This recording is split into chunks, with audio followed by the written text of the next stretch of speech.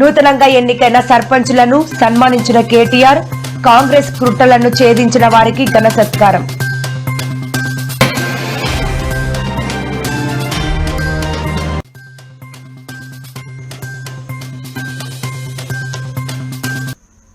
పంచాయతీ ఎన్నికల ఫలితాలపై స్పందించిన ఈటెల రాజేందర్, కవిత చేసిన ఆరోపణలపై ప్రభుత్వం విచారణ చేపట్టాలని డిమాండ్.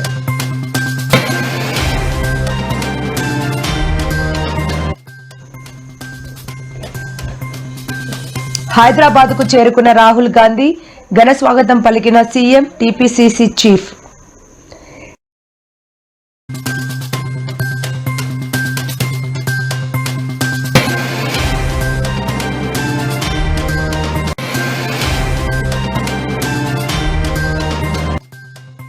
ఇక జీవితంలో నగరిలో గెలువలేవు అంటూ వైసీపీ మాజీ రోజాకు వార్నింగ్ ఇచ్చిన స్థానిక నేతలు.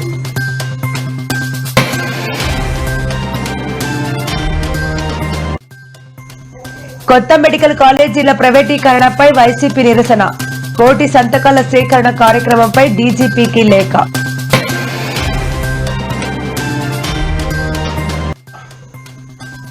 మంగళగిరి డాన్ బాస్కో పాఠశాల స్వర్ణోత్సవాలకు హాజరైన మంత్రి లోకేష్, పాఠశాలకు పూర్తి సహకారం అందిస్తానని విద్యాశాఖ మంత్రిగా హామీ.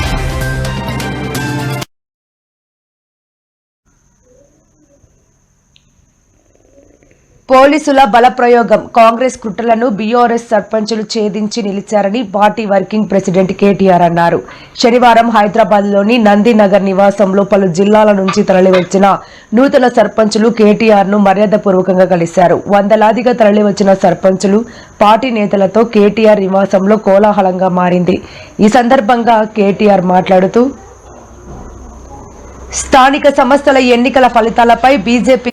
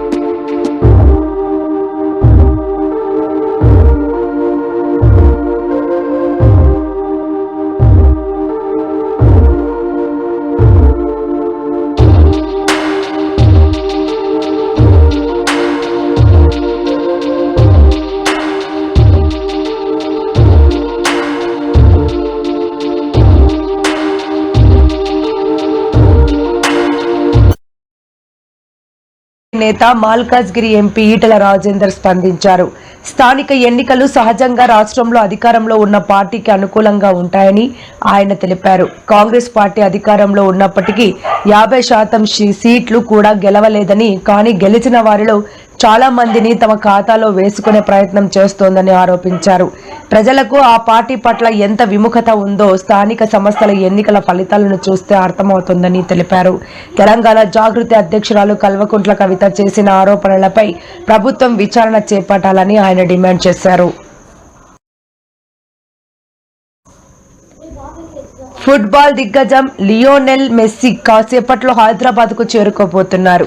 ఈ నేపథ్యంలోనే ఉప్పల్ స్టేడియంలో నిర్వహించబోయే ఫుట్బాల్ మ్యాచ్ ను వీక్షించేందుకు కాంగ్రెస్ అగ్రనేత రాహుల్ గాంధీ కూడా నగరానికి విచ్చేశారు. ఈ సందర్భంగా సీఎం రేవంత్ రెడ్డితో పాటు టీపీసీసీ చీఫ్ మహేష్ కుమార్ గౌడ్ రాహుల్ గాంధీకి శంషాబాద్ ఇంటర్నేషనల్ ఎయిర్పోర్ట్ లో ఘన స్వాగతం పలికారు. అక్కడి నుంచి నేరుగా ఫలక్నామా ప్యాలెస్ లో నిర్వహించబోయే మీట్ అండ్ గ్రీట్ కార్యక్రమానికి వారు హాజరు కానున్నారు.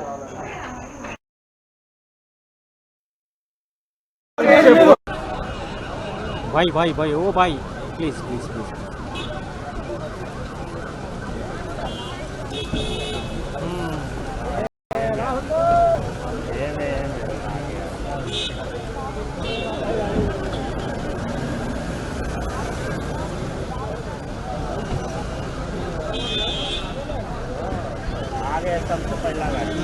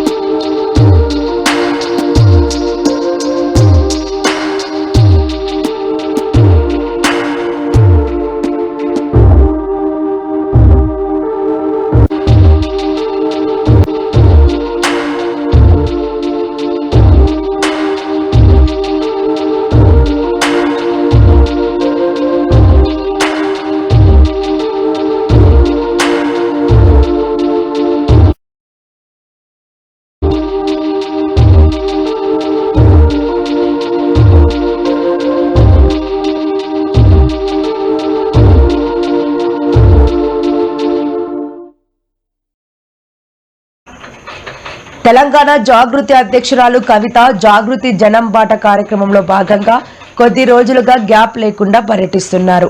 ఇప్పటికే పలు జిల్లాల్లో పర్యటించిన కవిత ప్రస్తుతం హైదరాబాద్ లో పర్యటిస్తున్నారు. కవిత కాలిగాయంతో బాధపడుతుండటంతో కవాడిగూడలోని వారి ఇంటికి వెళ్లి పరామర్శించారు.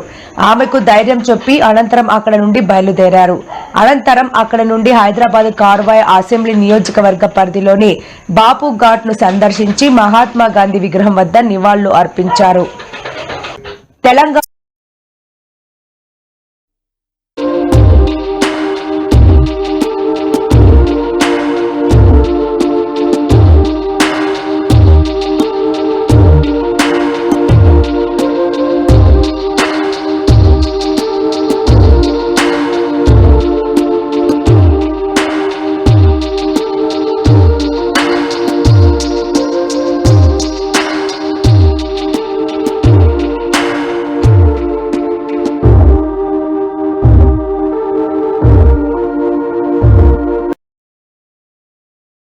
క్యూఆర్ కోడ్ తో రూపొందించిన చేనేత శాలువాను నందినగర్ నివాసంలో బీఆర్ఎస్ వర్కింగ్ ప్రెసిడెంట్ కేటీఆర్ ఆవిష్కరించారు.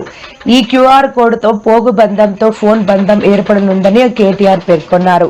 తెలంగాణ చరిత్రను తెలిపే ఈ శాలువాను నేసిన సిరిసిల్లాకు చెందిన నేతన్న నల్లా విజయ్ కుమార్ రూపొందించారు.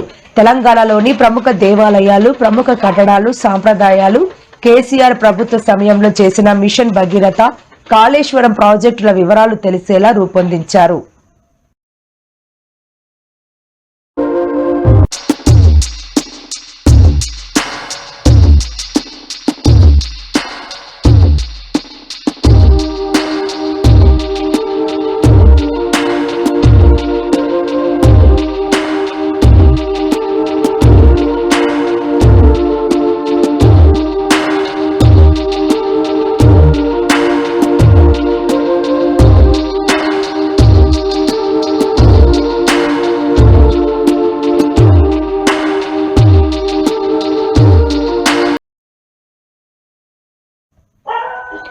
రాష్ట్రంలో కొత్తగా ఏర్పాటు చేసిన మెడికల్ కాలేజీల ప్రైవేటీకరణను వ్యతిరేకిస్తూ వైసీపీ తన ఉద్యమాన్ని ఉధృతం చేసింది. ఇందులో భాగంగా చేపట్టిన కోటి సంతకాల సేకరణ కార్యక్రమానికి సంబంధించి వాహన ర్యాలీలకు అనుమతి ఇవ్వాలని కోరుతూ ఆ పార్టీ రాష్ట్ర డీజీపీకి అధికారికంగా లేఖ రాసింది.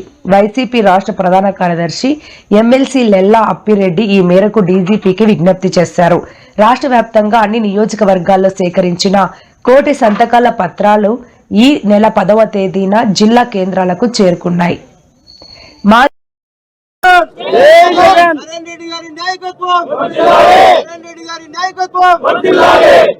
కూటమి ప్రభుత్వం అధికారంలోకి వచ్చినప్పటి నుంచి ప్రజా వ్యతిరేక కార్యక్రమాలు చేసుకుంటా పోతుంది. వాటితో గుండె బ్రతకాలని చెప్పేసి ఆరోగ్యశ్రీని 25 కడలినే జై ఒక్క జగన్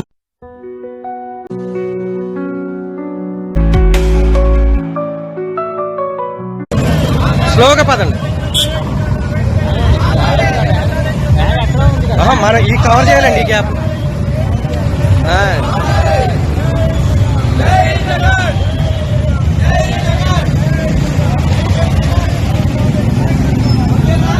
సైడ్కి లాగండి. ఈసారి ఈ సైడ్ సైడ్కి వారికి వచ్చండి. సైడ్కి ఈ వారికి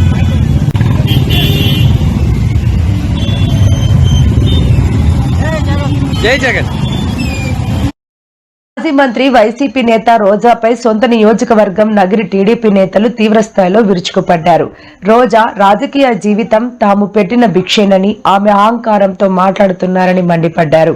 ఈ రోజు నగరిలో ఏర్పాటు చేసిన మీడియా సమావేశంలో శ్రీశైలం బోర్డు మాజీ చైర్మన్ రెడ్డి వారి చక్రపాణి రెడ్డి, జెడ్పీటీసీ మురళీధర్ రెడ్డి, పలువురు ఎంపీపీలు రోజాపై తీవ్ర విమర్శలు చేశారు. ఈ సందర్భంగా చక్రపాణి రెడ్డి మాట్లాడుతూ, నగరిలో రోజా రాజకీయ భవిష్యత్తు ముగిసింది. ఇక ఆమె జీవితంలో ఇక్కడ గెలవలేదు. నియోజకవర్గ చరిత్రలోనే అత్యంత దారుణంగా ఓడిపోయింది రోజానే. రాబోయే స్థానిక సంస్థల ఎన్నికల్లో మా సత్తా ఏంటో చూపిస్తామని హెచ్చరించారు. రోజా అంటానా? రోజక్క అంట. ఎంత ముద్దుగా పిలుస్తాను నేను. ఎవరైనా పిలుస్తారట రోజక్క అంట. ఎందుకు? మా ఆడపడుచు నువ్వు, మా ఇంట్లో మనిషివి. గాలి నా కొడుకులు, గాల్లో గెలిచిపోతారు అనింది అనుకుంటా కదా. గాలి నా కొడుకులు గాలికి గెలిచారు. సరే, నేను చెప్పన్న దానికి రిప్లై అయ్యా. గాలి ముండలు గాలి లేక ఓడిపోయారు. గాలి ముండలు గాలి లేక ఓడిపోయారు. బాగుందా? అవసరమా మనకే? నాకెంత అసహ్యంగా ఉందట మాట్లాడడం. నాకు నచ్చద్దా? గాలి నా కొడుకులు ఏంది? గాలి ముండ అంటే ఏం చేస్తావు? పద్ధతి ఉండబల్లా, రెస్పెక్ట్ ఉండబల్లా రాజకీయాల్లో. అంటే మీ ఇష్టం వచ్చినట్టు మాట్లాడచ్చు. మేమన్నా మాట్లాడితే అని ఆడస్తావు. ఈరోజు నేను ఒకటే చెప్తున్నా, ఒకరిని నగరిలో మా MLA Bhanu, is from a very renowned family, మంచి కుటుంబంలో నుంచి వచ్చినాడు అతనేం గాలికి రాలా నీలాగా. ఇలా గాలంతా ఊరంతా సైక్లోన్ లాగా చుట్టి చుట్టి చుట్టి చుట్టి చుట్టి నగిరికి రాలా. అప్పుడు నగిరిలో పుట్టి పెరిగిన బిడ్డలై. ఈరోజు బాను నగిరిలో పుట్టి పెరిగాడు. నువ్వు ఆడున్నావు, నువ్వు ఎప్పుడొచ్చావు? ఈరోజు గాలి నా కొడుకు అంటున్నావే, నువ్వు ఎక్కడి నుంచి వచ్చావు తల్లి? ఎలా వచ్చావు? అన్న వరకు నువ్వు ఎక్కడున్నావు? నవ్వేదానివి. అదేం టీవీ షో, అది జబర్దస్త్. ఈయనకొచ్చేసి గాలి నా కొడుకు. కాబట్టి గాలి ముండ మాటలు మాట్లాడొద్దని.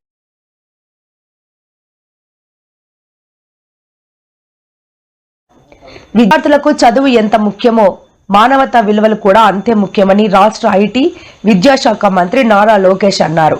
తాను ఈ రోజు ఈ స్థాయిలో ఉన్నానంటే దానికి తన ఉపాధ్యాయులే కారణమని ఆయన గుర్తు చేసుకున్నారు. మంగళగిరిలోని డాన్ బాస్కో ఉన్నత పాఠశాల స్వర్ణోత్సవ వేడుకలకు లోకేష్ ముఖ్య అతిథిగా హాజరయ్యారు. ఈ సందర్భంగా ఆయన పాఠశాల ఆవరణలో స్వర్ణోత్సవ శిలా ఫలకాన్ని, నూతన సైన్స్ ల్యాబ్ ను ప్రారంభించారు. టీసీఎస్ ఇన్ఫోసిస్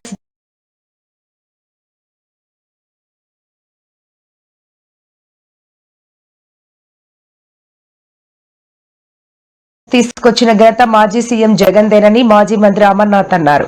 విశాఖలో కాగ్నిజెంట్ క్యాంపస్ ను కూటమి ప్రభుత్వం ప్రారంభించిన నేపథ్యంలో ఆయన స్పందించారు. రాష్ట్రానికి పరిశ్రమలు రావడం కంటిన్యూ ప్రాసెస్ అని అమర్నాథ్ వ్యాఖ్యానించారు. ఇన్ఫోసిస్ రావడం వల్లే విశాఖకు ఐటీ కంపెనీలు వస్తున్నాయని తెలిపారు. 2014లో విశాఖను చంద్రబాబు ఎందుకు గుర్తించలేదని ప్రశ్నించారు. విశాఖలో రాజధానిని చేస్తానంటే మునిగిపోతుందని, అదే చంద్రబాబు అభివృద్ధి చేస్తానంటే ఆహా ఓహో అంటున్నారని విమర్శించారు. స్ట్రెంగ్త్, ఇక్కడ ఉన్నటువంటి ఎకనామిక్ గ్రోత్ ఇంజిన్ ఈ రాష్ట్రానికి విశాఖపట్నమే అనేటువంటి మాట ఆ రోజు జగన్మోహన్ రెడ్డి గారు ఏదైతే చెప్పారో ఆయన అడుగుజాడలో నడాల్సినటువంటి పరిస్థితి మీకు ఈరోజు వచ్చింది. అదైనా దయచేసి గమనించి ఎవరు విజనరీయో, ఎవరు ఆలోచన విధానం ఏంటో అనేటువంటిది ఒకసారి ప్రజలను కూడా మీ ద్వారా గమనించమని చెప్పి కోరుతూ లూలు మాల్ గుజరాత్లో వెళ్ళి భూమి కొంటది. ఏంటి గుజరాత్ లో ఉన్నటువంటి దానికి ఆంధ్రప్రదేశ్లోకి ఏం సంబంధం అంటే ఏంటి తేడా అంటే అక్కడ చంద్రబాబు నాయుడు లేడు, ఇక్కడ చంద్రబాబు నాయుడు ఉన్నాడు, అంతే తేడా. అక్కడ కూడా ఒక చంద్రబాబు నాయుడు ఉండుంటే అక్కడ కూడా ఫ్రీగా ఇచ్చేవాడు. ఇదే లూలు సంస్థ హైదరాబాద్ లో అద్దెకి భూములు తీసుకుంటా, అద్దెకి బిల్డింగ్లు తీసుకుంటది. ఆ సొంత ఊరు రాష్ట్రం అయినట్టు కేరళలో భూములు కొనుక్కుంటది, గుజరాత్ వెళ్ళి అక్కడ భూములు కొంటది. అడ్వర్టైజ్మెంట్ ఎక్కడ జరుగుతుందంటే మన రాష్ట్రంలో జరుగుతూ ఉంది. నంద్యాల జిల్లా ఆత్మకూరు మండలం ఇస్లాంపేటలో దారుణం జరిగింది. ఇంటి ముందు ఆడుకుంటున్న 4 ఏళ్ల చిన్నారిపై కుక్కలు దాడి చేశాయి. చిన్నారిని విచక్షణరహితంగా కొరికాయి. దీంతో చిన్నారి కాళ్లు, చేతులు, ముఖం, తల, వీపు భాగాలపై తీవ్ర గాయాలయ్యాయి. చిన్నారి చెవిని అయితే కుక్కలు కొరుక్కు తిన్నాయి. ప్రస్తుతం చిన్నారి పరిస్థితి విషమంగా ఉంది. దీంతో ఆసుపత్రికి తరలించారు. ఈ ఘటనతో తల్లిదండ్రులు కన్నీరు మున్నీరవుతున్నారు. ఆత్మకూరులో కుక్కల స్వైర విహారంపై అధికారులకు ఫిర్యాదు చేశామని పట్టించుకోలేదని స్థానికులు చెబుతున్నారు.